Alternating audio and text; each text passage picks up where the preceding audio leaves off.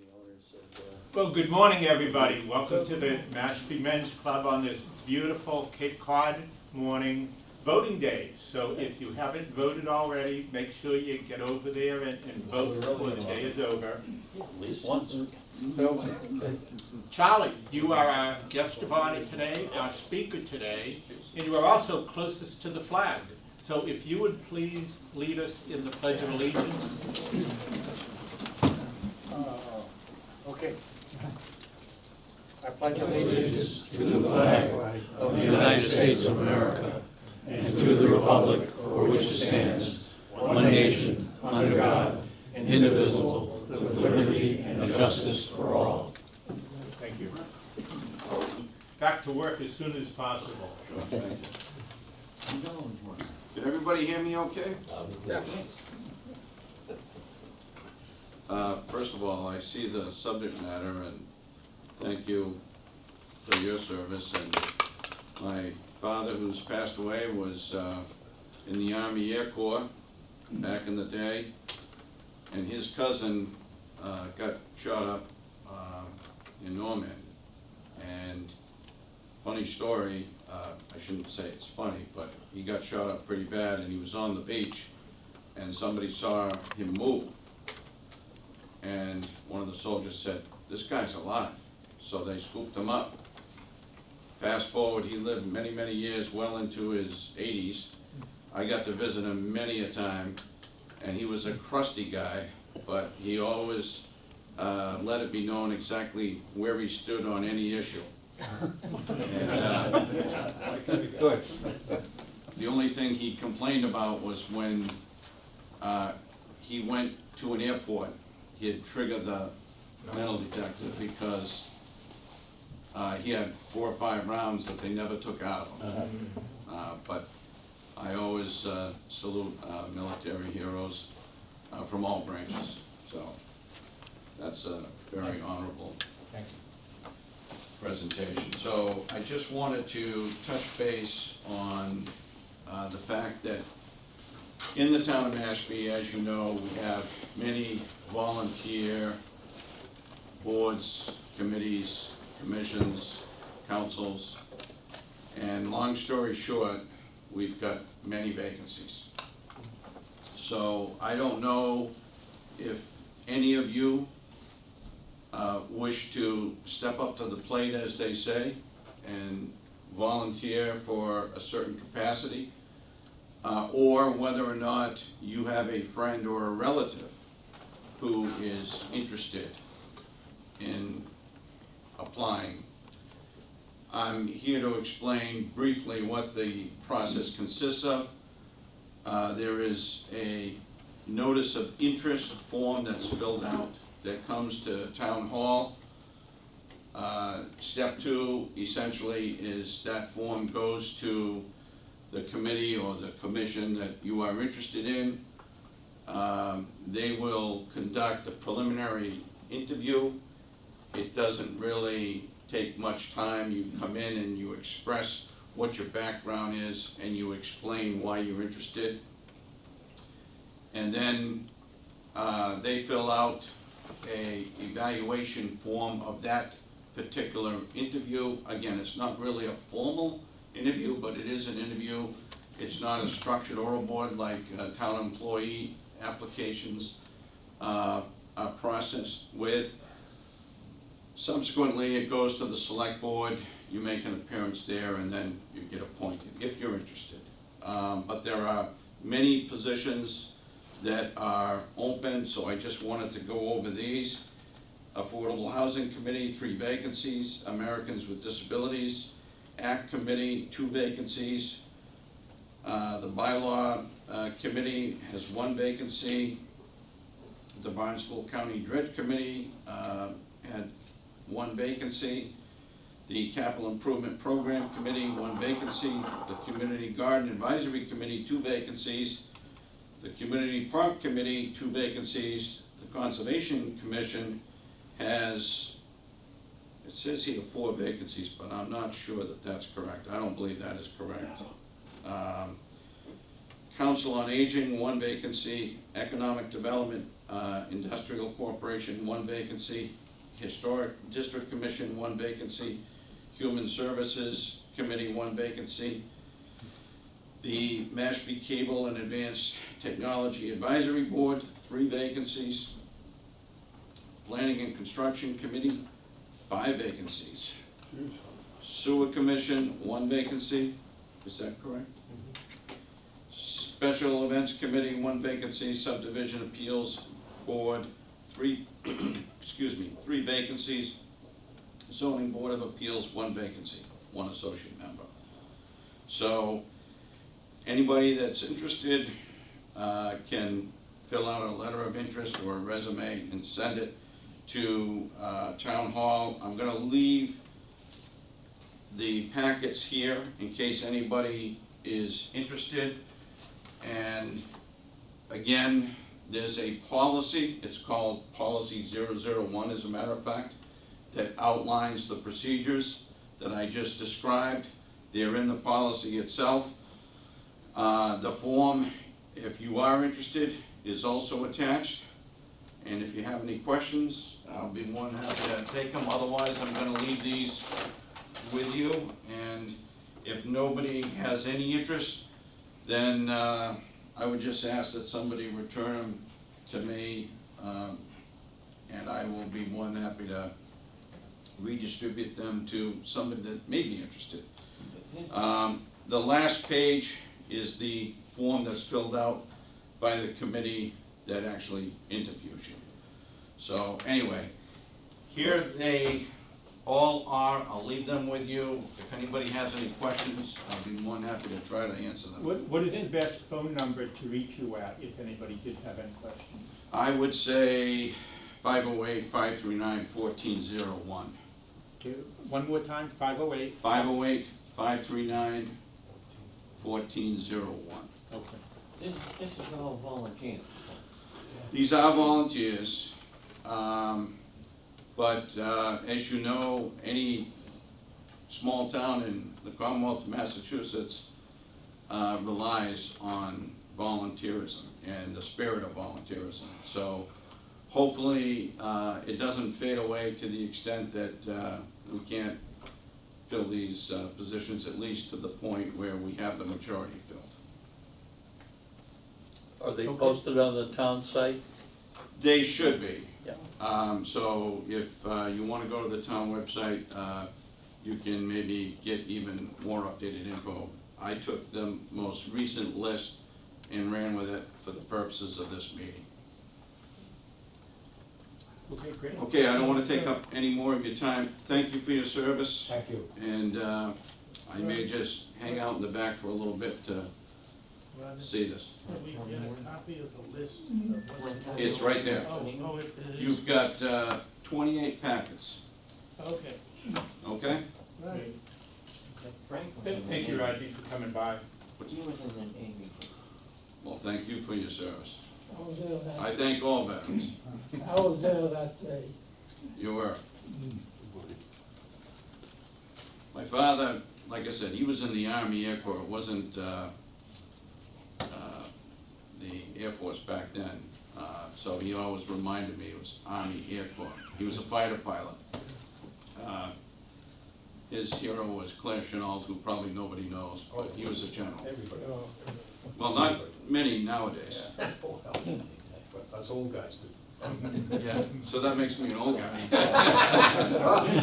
You've come to the right place. All right, thank you. Okay, thank you. Glad to see you, Ron. The speaker today is Charles Aftosmis, a retired colonel from the U.S. Air Force, after a career of 30 years from 1962 to 1992.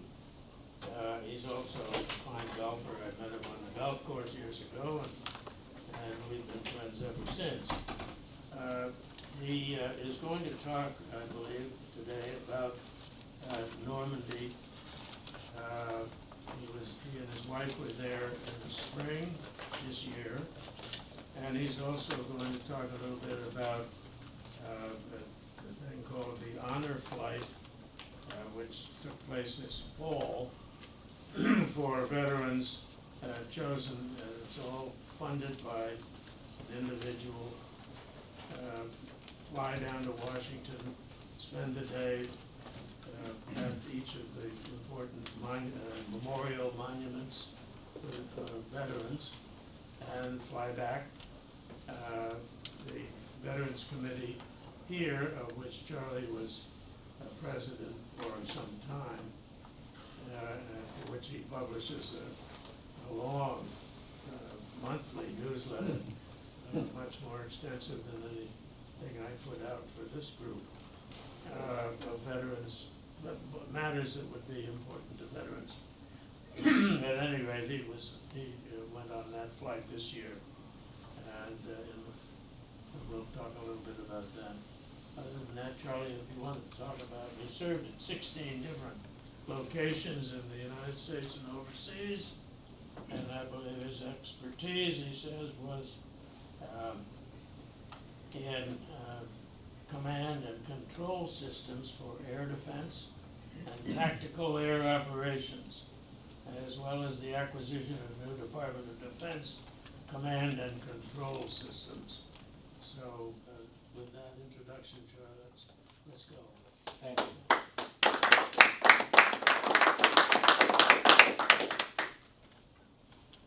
Thank you all very much. Just a quick note on the honor flight. The veteran, there is no cost to the veteran themselves. If the veteran chooses, they have a guardian that goes along with the veteran. This is Honor Flight New England. And if a veteran does not, again, he's a free trip.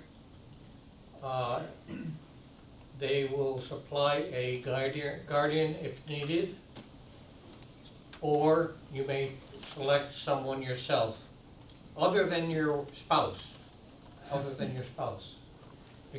for a reason. The guardian, however, would have to pay for the flight, and that flight to and from would be $60. But the veteran himself is absolutely free for the entire day. You said $60? Oh, 600, excuse me. I just wanted to see if it could respond. Yes, sir. Yeah, I took my father on that honor flight years ago. It's outstanding. It was just an incredible day. It's outstanding. Incredible day. I can talk more about that, but I better get on with this first, okay? As was mentioned, we did this in the spring, April timeframe. It was about a couple of weeks before the Olympics took place in France. So there was, you could see preparations here and there that were being made at the time. Can everyone see? Okay. Let's see. How many people have in fact been to Normandy and have seen what is there? Outstanding. Outstanding. It's takes your breath away, along with the cemetery, which I'll discuss as well.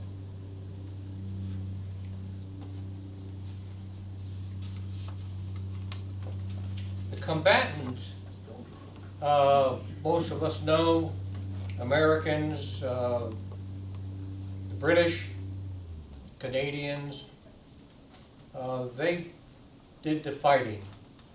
There were other groups that supported them that you may not know, such as Australians, New Zealand, Belgium, Czechoslovakia, France, Greece, Luxembourg, the Netherlands, Norway, and Poland also supported the combatants. Can you hear me back there? Yes. Okay.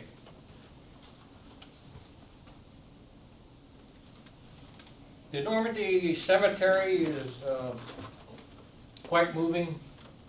The American Cemetery, I'll discuss that.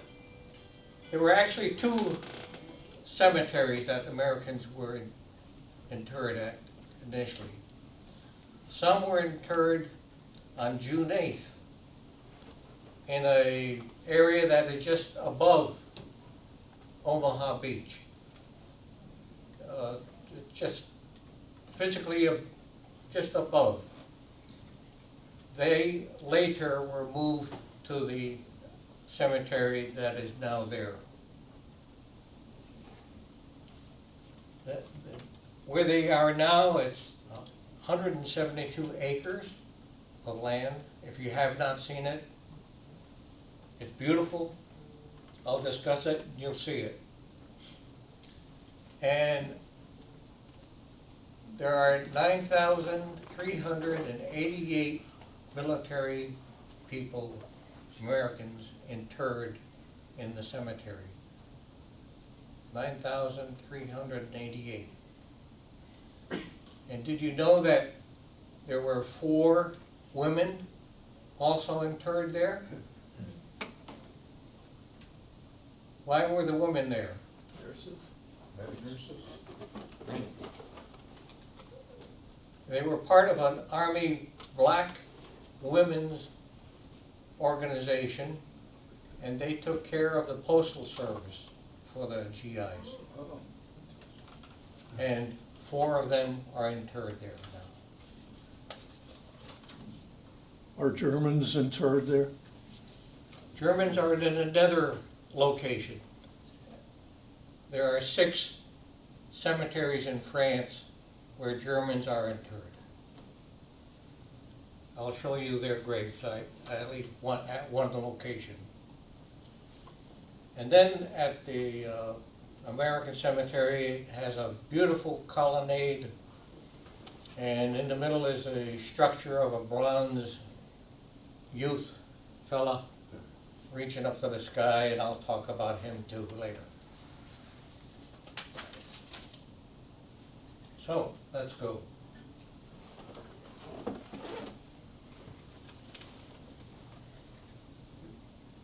This is the Americans, Utah Beach, Omaha Beach.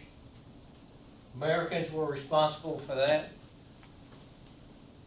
Gold Beach was the British, Juneau, British and Canadians, and Seward on the right was the responsibility of the British.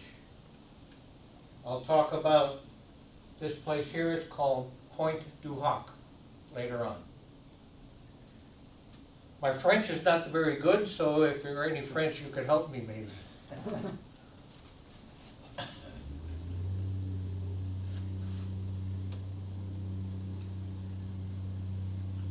This is a photo taken of the Omaha Beach the day after the invasion. Okay. Americans have taken control of it. The barrage balloons that you see there were the responsibility of the Army's a battalion of black soldiers. That was their job to put those up.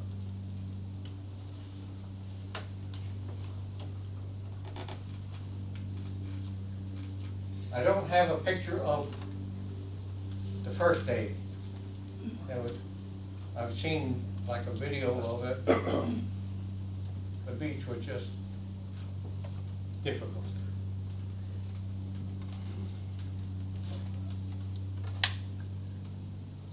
Utah Beach.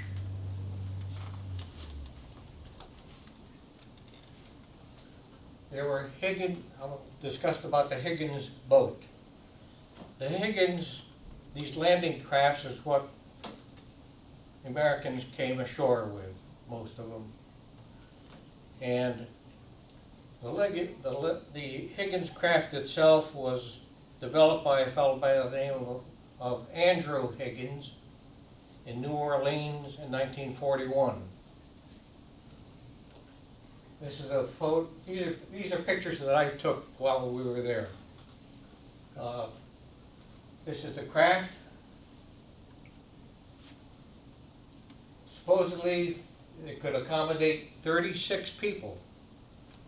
plus four crew members and a Jeep, supposedly.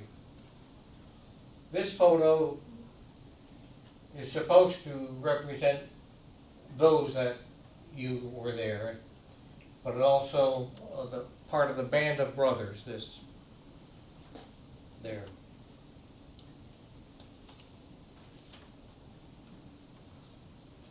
Navy fellow. They have that for the support that the Navy provided during the invasion. On my honor flight into Washington a couple of weeks ago, I saw this same statue in front of the Navy's memorial building.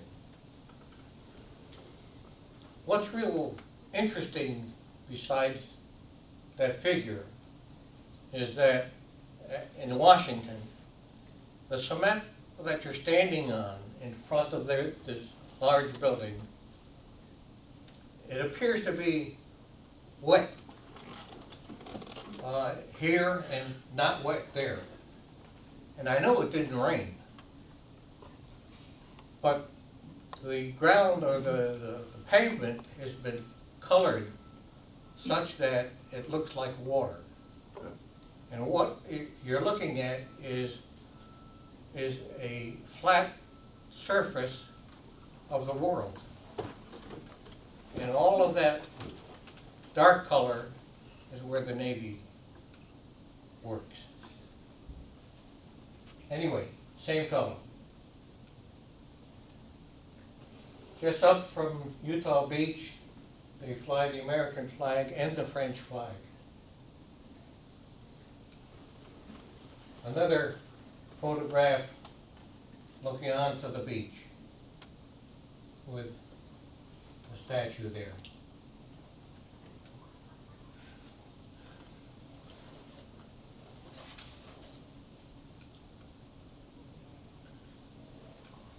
This is a church, Saint Mary Église. Saint Mary Église is a village church, upon which one of the invading parachutists got caught on one of these pinnacles or spires. The church, same church, was highlighted in the Longest Day movie. And if you recall, Red Buttons was that fellow. The weather during the invasion on the 6th was terrible, as you know. C-47s came in and the parachutists jumped out. There were gliders that came out also. The fog was so bad, the C-47s, there were hundreds if not thousands, 1,000 or more of these Goonie birds that took the parachutes there, parachutists.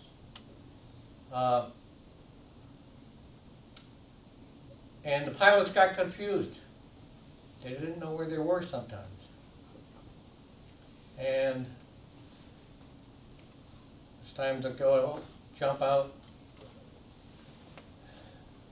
The Goonie birds flew lower than normal because they were trying to get some idea of where they were by looking at the ground features.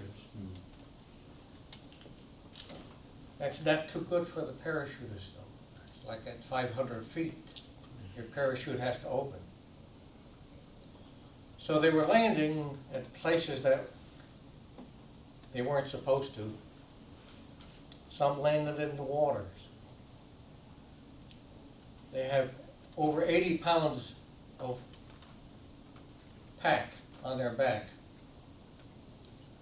Many of them didn't get out of the water, unfortunately. This fellow here is Red Buttons, except his name is really John Steele. John Steele was the parachutist, and this is representing him on the church. John Steele had injured his heel. He was taken prisoner by the Germans. He escaped from the Germans and somehow rejoined his crew of soldiers. I don't know how all that happened in such a short time, but he did.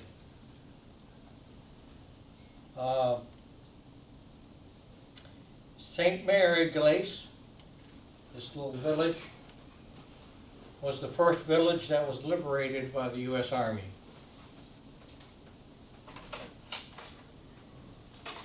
This is a German cemetery.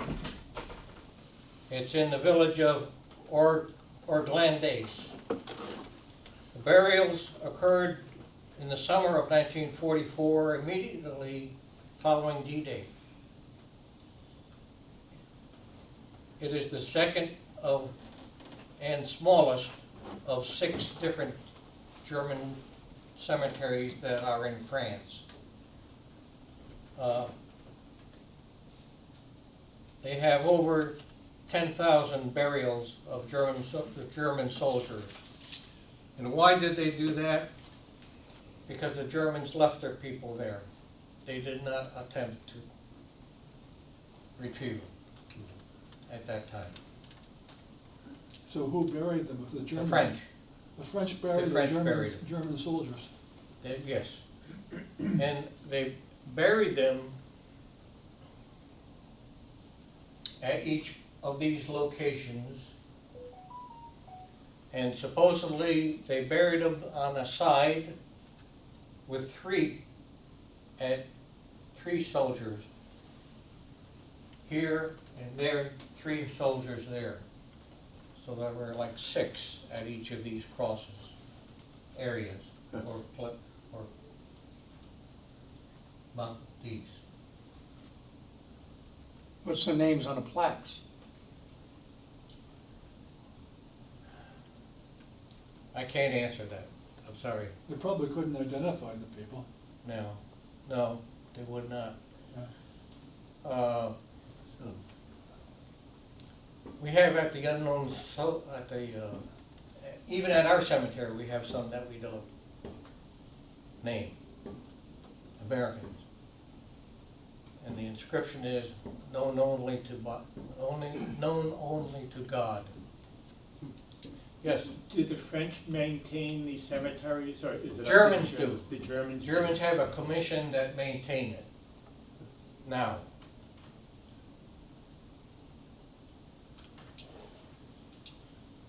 This is a monument on Omaha Beach. Massive. I believe it's sandstone. There are 3 different monuments on Omaha Beach. This is one of them.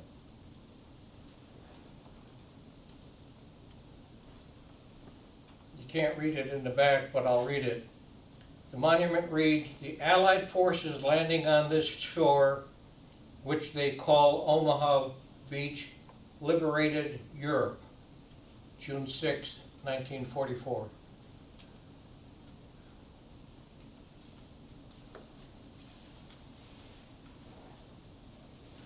This is another monument there. This one, I believe, was put there by the United States. It's a granite monument. It overlooks Omaha Beach at this location called Point du Hoc.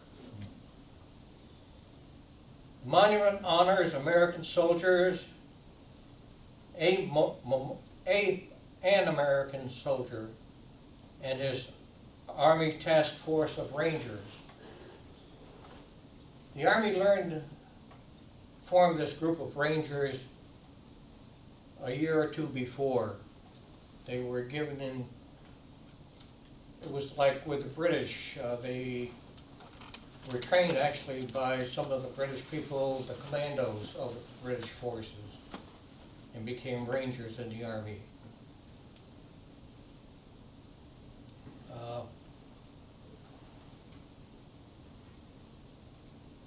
The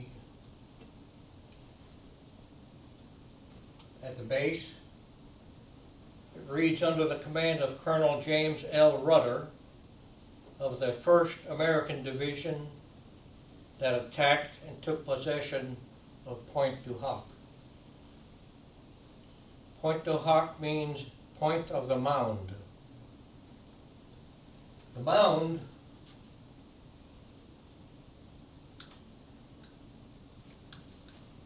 here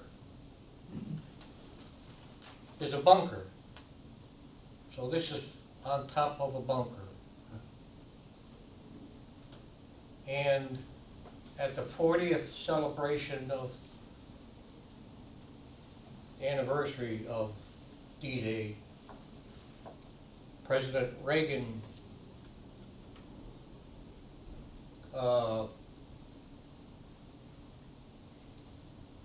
he dedicated this monument to the men that were there and fought there. And some of those Rangers physically were able to attend.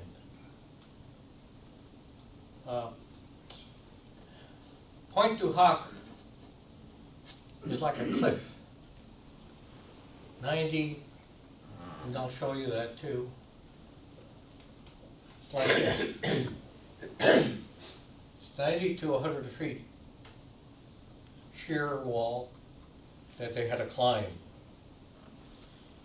They were told that on the top of it that there were some German artillery, heavy artillery, that they wanted the Rangers to destroy, neutralize, whatever. There were 225 Rangers given that mission under Colonel Rudder's command, if you will.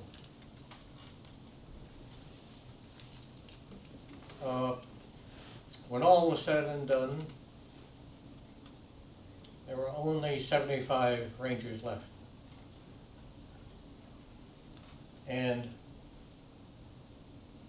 when they found the weapons, they weren't as many as was told to them, and they were either damaged, and some must have been taken away before, given for whatever tactical reasons the Germans had.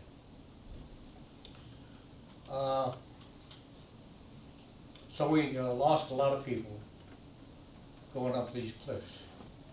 You can imagine looking down, it was easier. They used grappling guns, ropes, modified ladders, fireman ladders. They put two together, for example, secure them tightly to get up there. The guns were 155 millimeter type guns, artillery, sheer rock face. Another monument on Omaha Beach. This one here represents, they call it La Breves, the brave. And these are wings, as described. The wings of hope, rise, freedom, and the wings of fraternity. That's what this sculpture represents.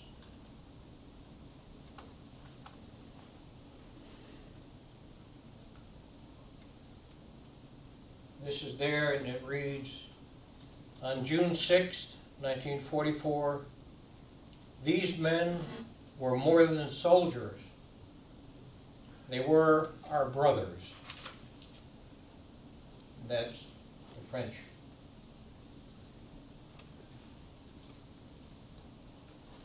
Omaha Beach, look in one direction, like that. You look the other way and you see that. It's just flat. It's long. It's low tide. You can imagine it's really out there far, and that's what they had to do. Everyone was so exposed.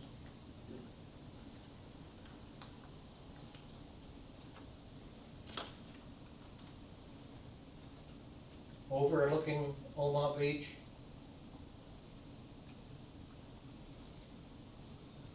In back of the beach, there are homes now.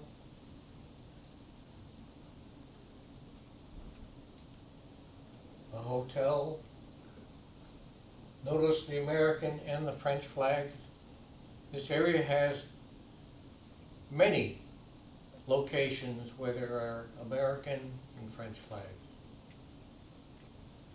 The people there that we met, of course, were very gracious, very respectful. And I'll show you something else later on. This is the kind of terrain that our folks our military had to get through.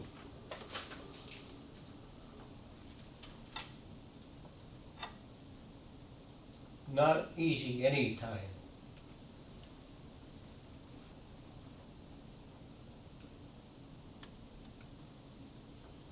This is called a British mulberry.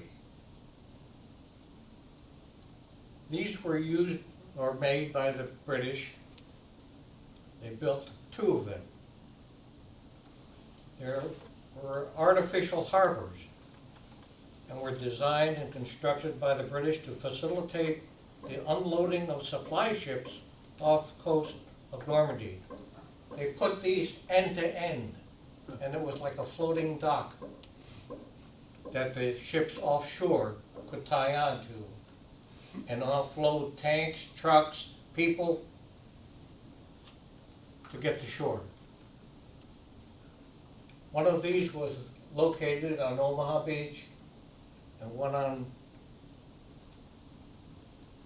Gold Beach, just where the British were.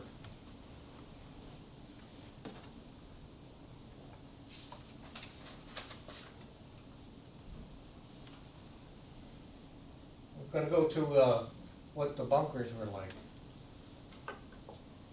You know, all of us have seen the movies where somebody's just looking out the front door, the front window with the guns. They were more than that. The Germans had hundreds of these in France. They learned to build, average construction time was 55 days to build the types that they had there. There are over hundreds of them were placed there. All over the country? All over the country. All over the country. Especially to the western side of it. Where, Because they would anticipate yes. a D-Day type attack. Well, they anticipated the attack, yeah. That's what I'm saying. They knew this was probably going to happen. Yes, but again, they were scattered about.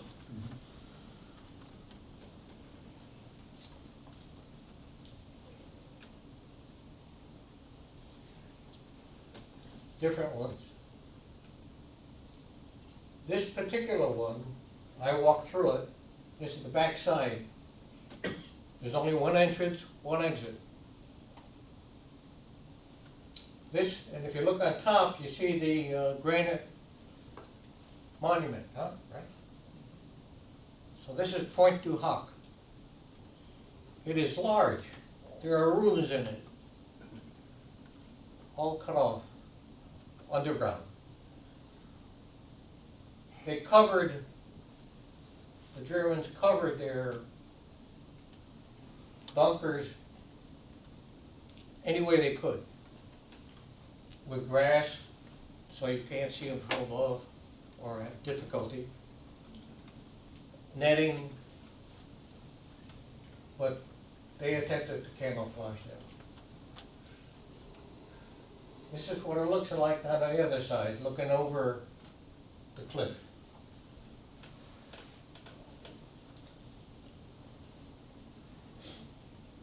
Can you imagine a young fellow going after that like they did.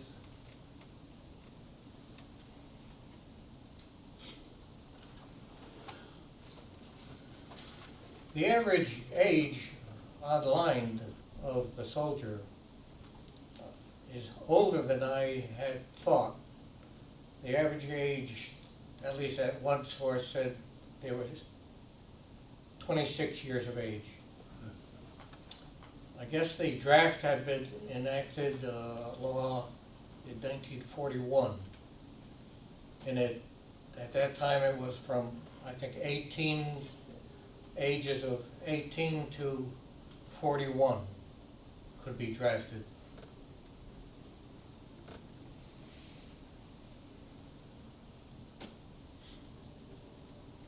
You can see how it's rounded. So a bomb would hit it and be ricocheted off. Artillery would do the same.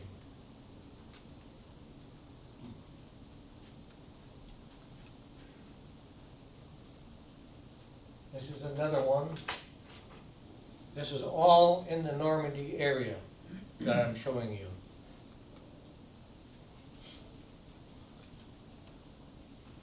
Some of their equipment has been left there.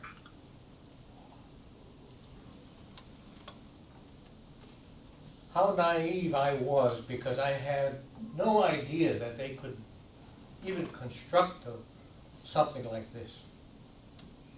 But they did.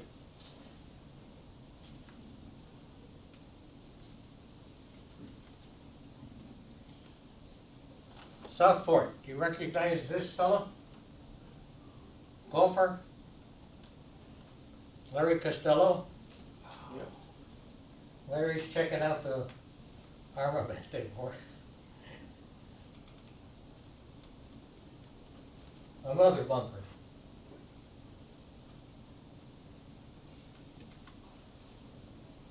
This is General Eisenhower's letter.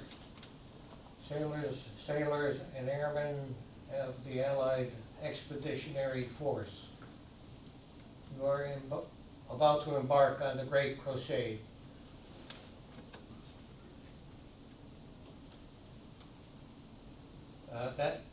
It's got to be a copy of this. I was in one of the museums that are in the area. This one begins the photos that I have that show the American cemetery. And this one, a GI is helping a wounded man.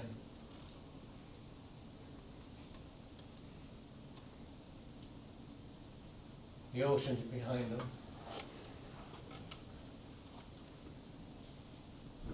Up on in the cemetery area, they have manicured these trees in that shape. I've seen, just touring the area, not here, elsewhere, that they do this. And I don't know what equipment or what they use, but lines of trees, just perfectly, perpendicular. How they do that.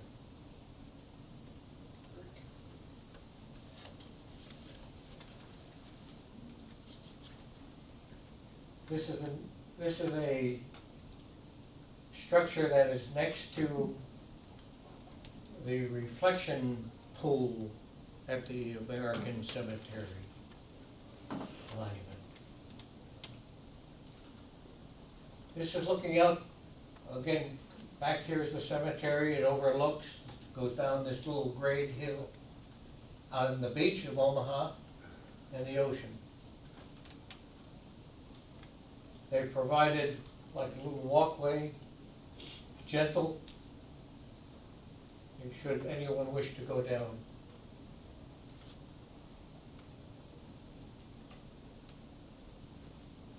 Panoramic view of that.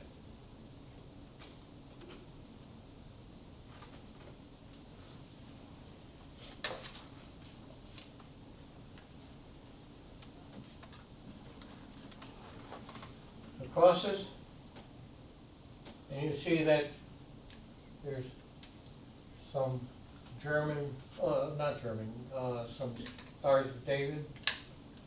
They would try to contact when they knew who the interred person's name, or they could track the family. And they would ask the family, which of these would you like for your member? So when they were able to determine it, that's what was placed on the soldier being interred.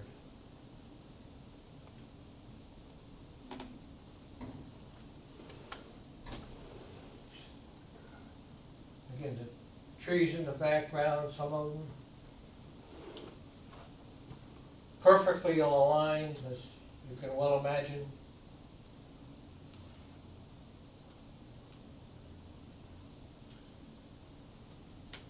Where the flags are, it's in this, it's on one end, of course, as you see, but on both sides and out is how they're located.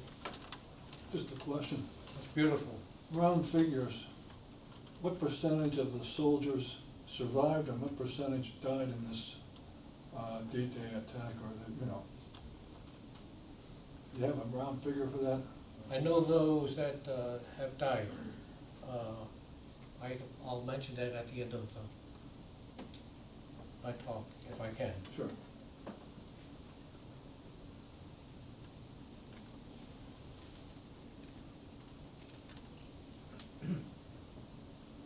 Okay, the reflecting pool,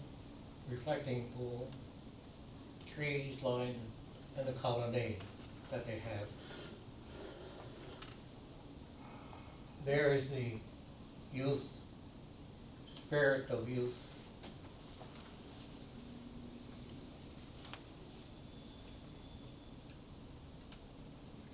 Closer look at it.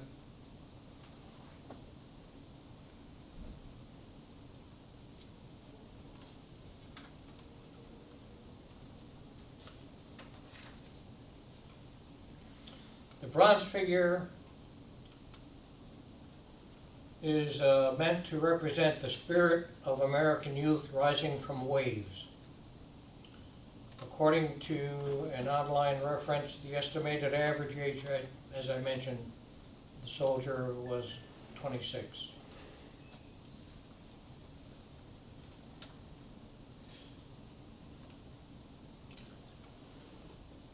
This young French lady, every afternoon, we kind of gather in the colonnade, the tourists, we, and she speaks to us in English. And she explains how thankful they are for what we did to help them stay free.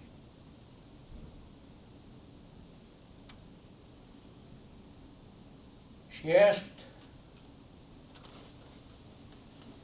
if there was anyone among us that had a family member that was at Normandy, that was on the beach during D-Day. And I raised my hand because my stepfather did.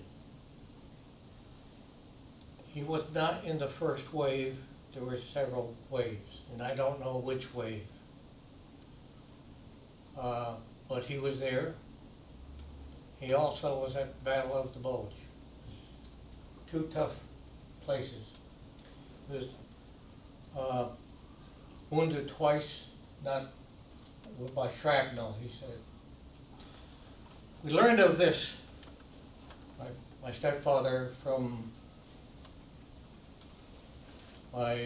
the only time he had ever mentioned it to us.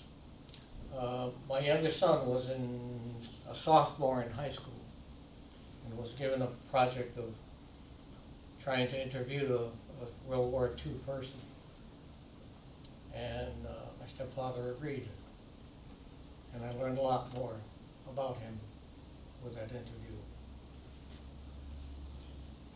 In any case, she must have seen my hand go up first because she asked me if I would care to help with the part of the ceremony. And you see the wreath that is there. In the middle of the colonnade is a little stand where the wreath is supposed to be placed, and that was going to be my job. Okay. So I did that, and somehow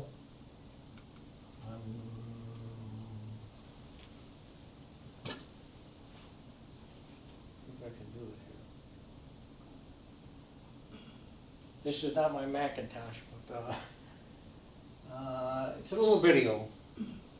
It's supposed to be. And what it does is basically me carrying it, placing it, and I provided a salute, and the men there that were interred.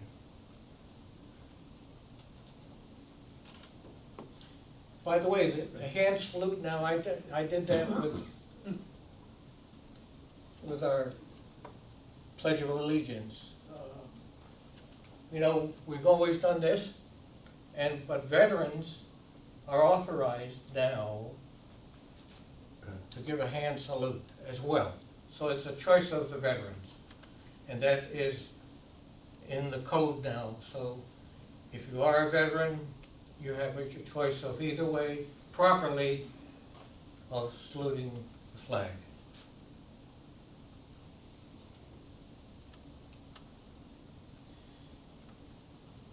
The wreath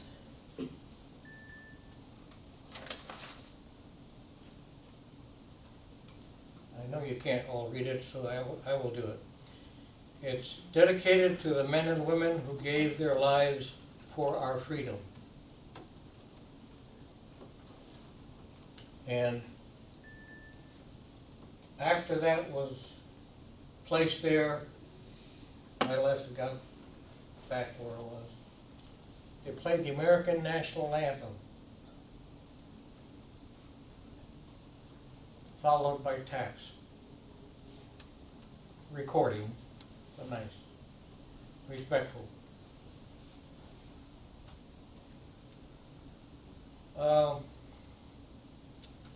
We lost, as I said, 9,388 people.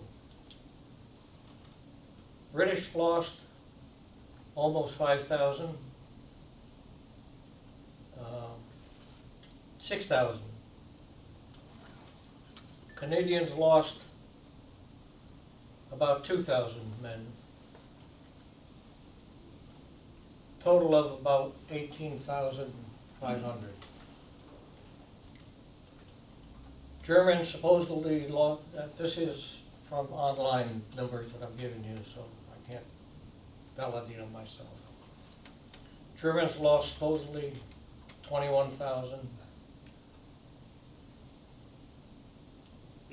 at this particular event, if you will. So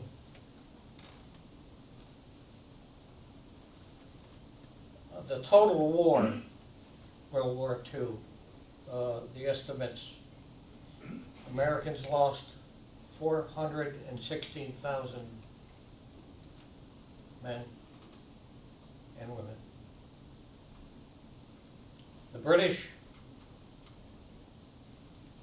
384,000, roughly. Canadians, 45,400.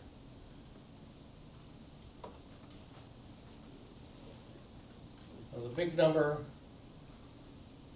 is 300,000 to 400,000 or so. Anyway. Question? Yes, sir. To answer Doug's question, I Googled D-Day forces, invasion forces. I'm going to read it real quick. 73,000 United States, 23,000 Utah, 34,000 Omaha Beach, 15,500 airborne. British, 61,000, 24,000 on Gold Beach. Canada, 21,400 on Juneau.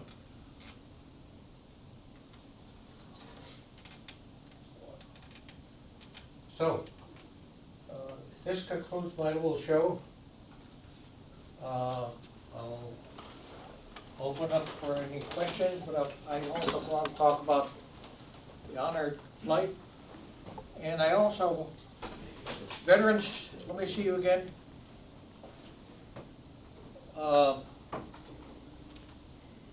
I have some lapel pins.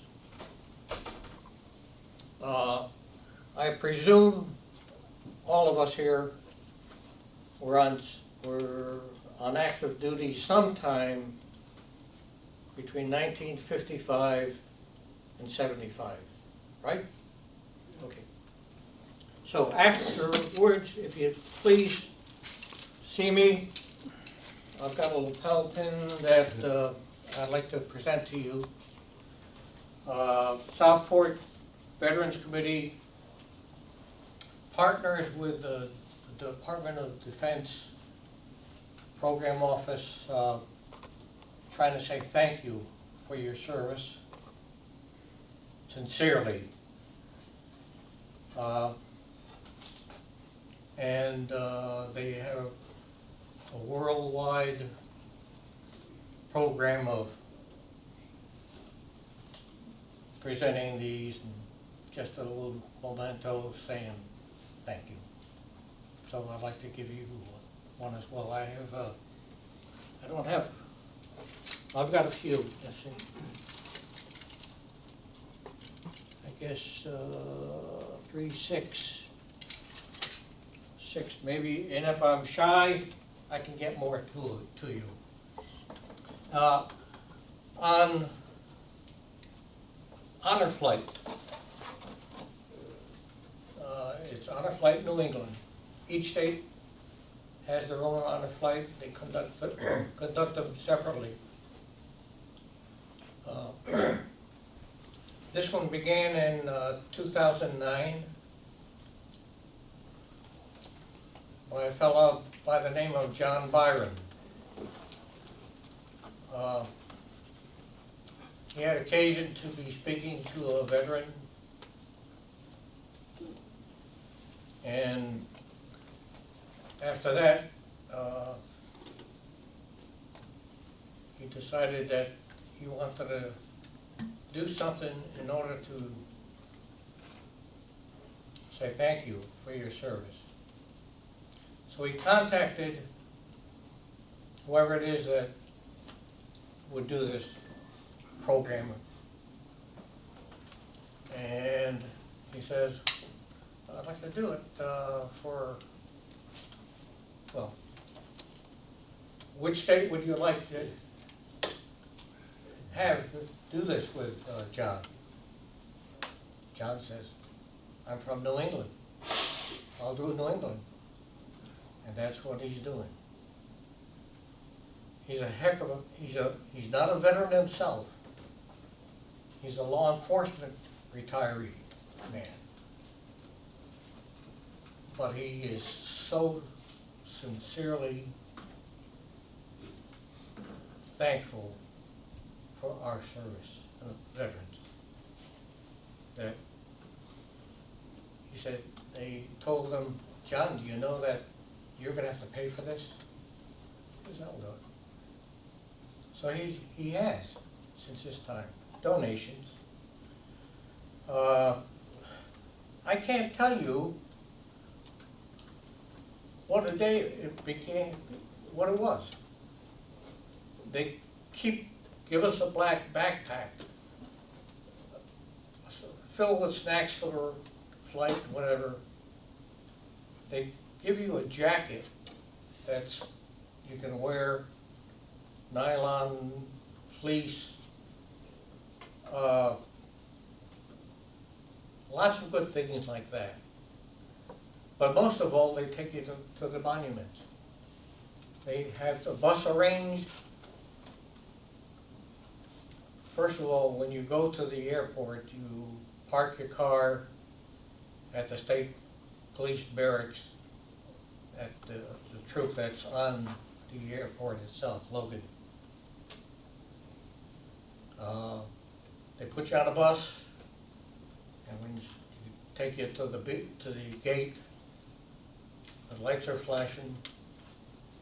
You open the door at Logan.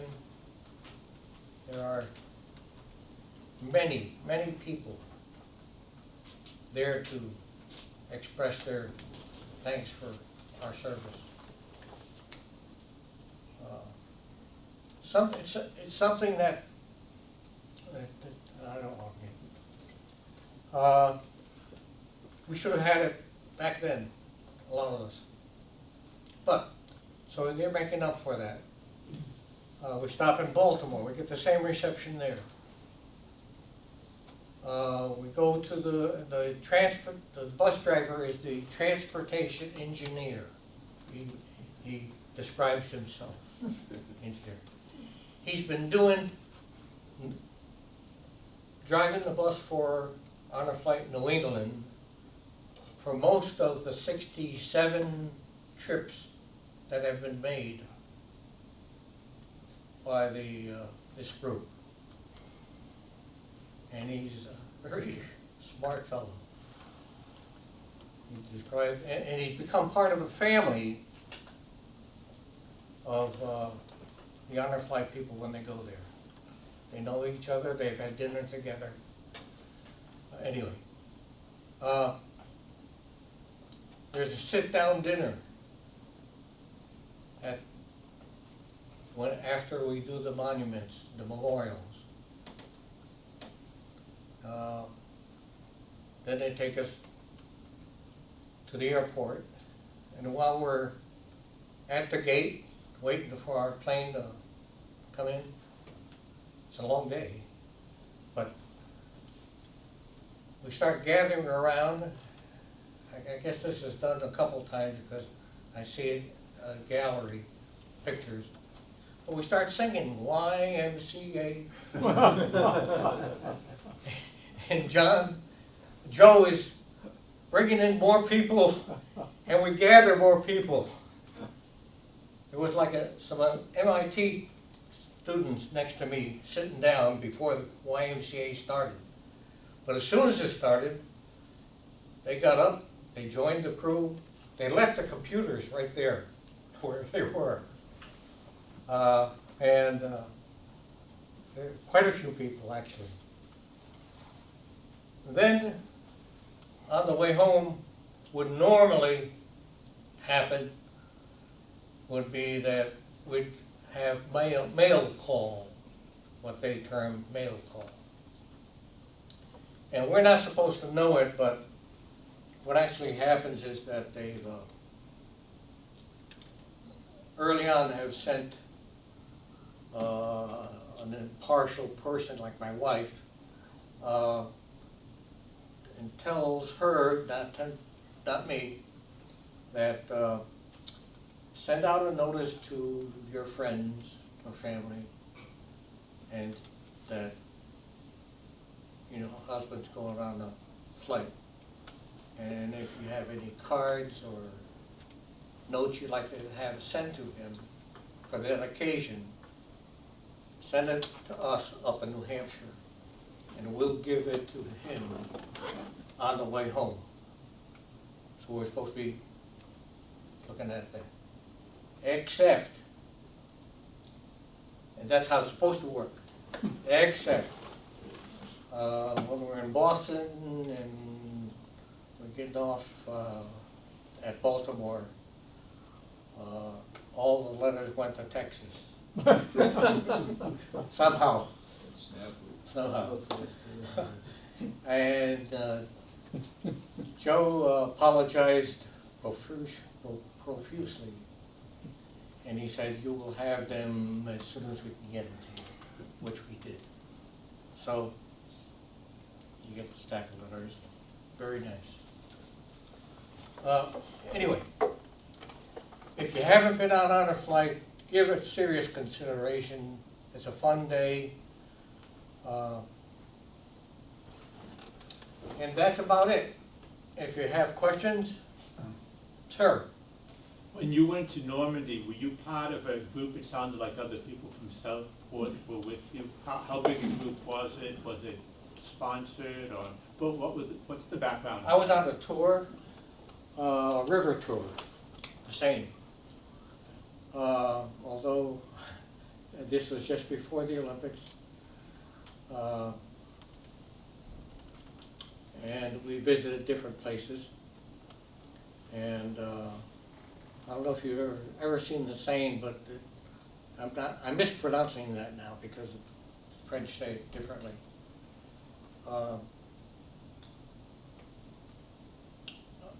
I've been in Germany, and I know how the Germans, you know, Europe in general is very,